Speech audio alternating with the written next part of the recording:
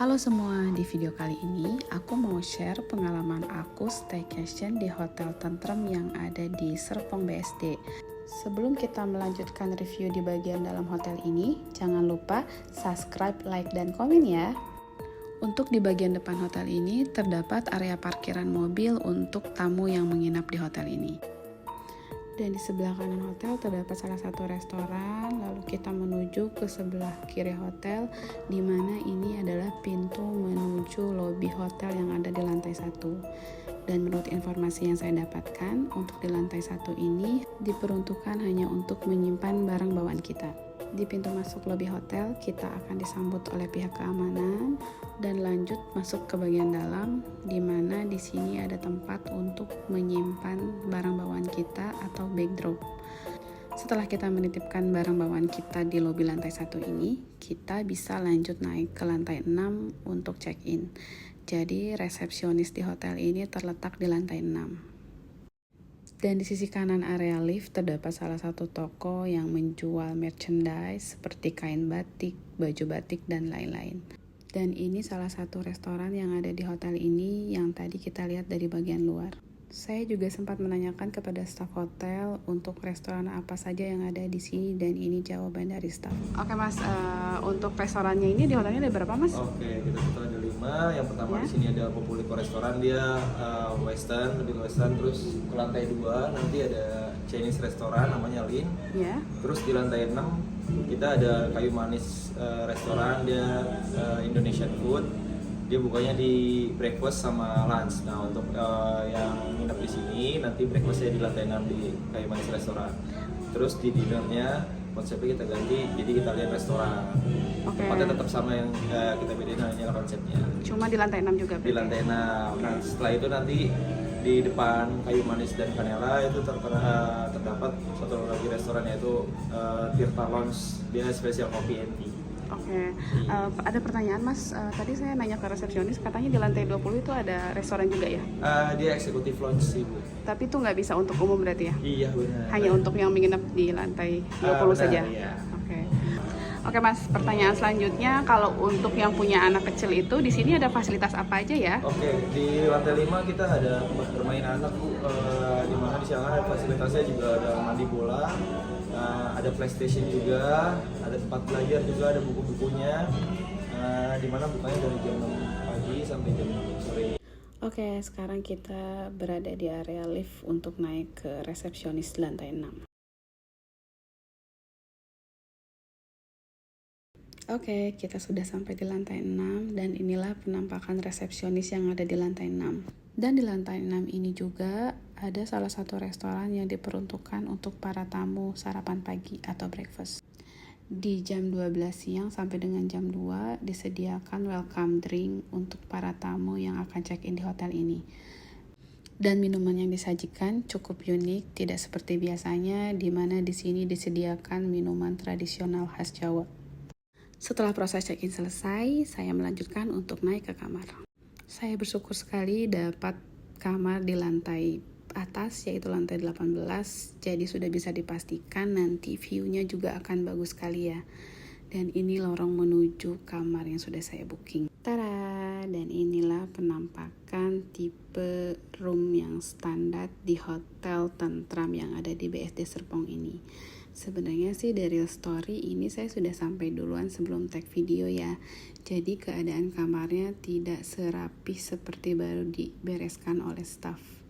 Oke, kita lanjut review ke bagian kamar mandi ya. Jadi seperti inilah penampakan kamar mandi yang ada di tipe room standar ini. Terlihat untuk konsep kamarnya itu tuh open space ya. Jadi kita bisa langsung melihat dari kasur ke area kamar mandi. Tapi juga tetap ada pintu yang bisa ditutup dan dibuka. Dan di samping kiri ini ada toilet dengan tempat mandi di sini terpisah ya. Lalu di sini amenities yang tersedia juga standar seperti biasanya. Dan untuk di sebelah kanan sini adalah tempat shower atau tempat mandi. Di sini juga disediakan alat sholat, ada mukena dan sarung juga sejadah ya. Lalu ada juga buku yang bisa dibaca, karena ini bukan buku pajangan saja. Lalu setelah itu untuk yang lainnya di sini ada teh yang tradisional, ada kopi, dan juga tersedia mesin kopi.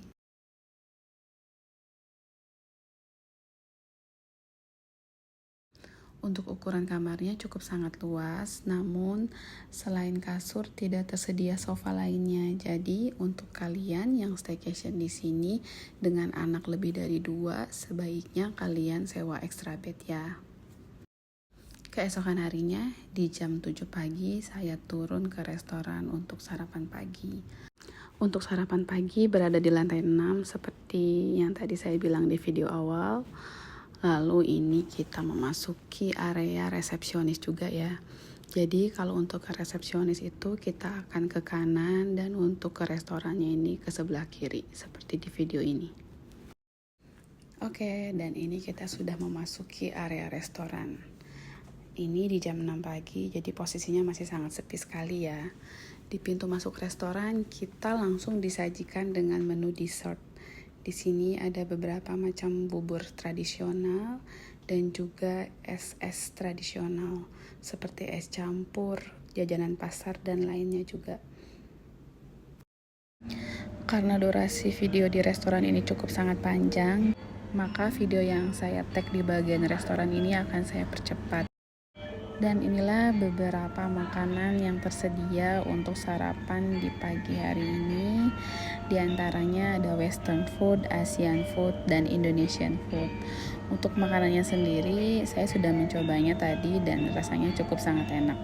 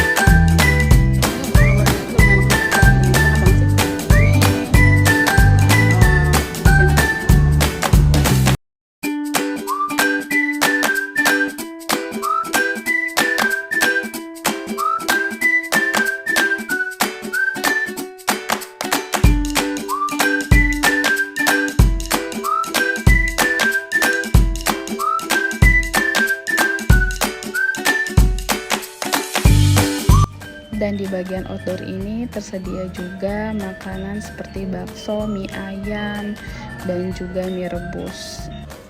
Baiklah, sekian dulu untuk video hari ini. Kita lanjut besok di video part 2.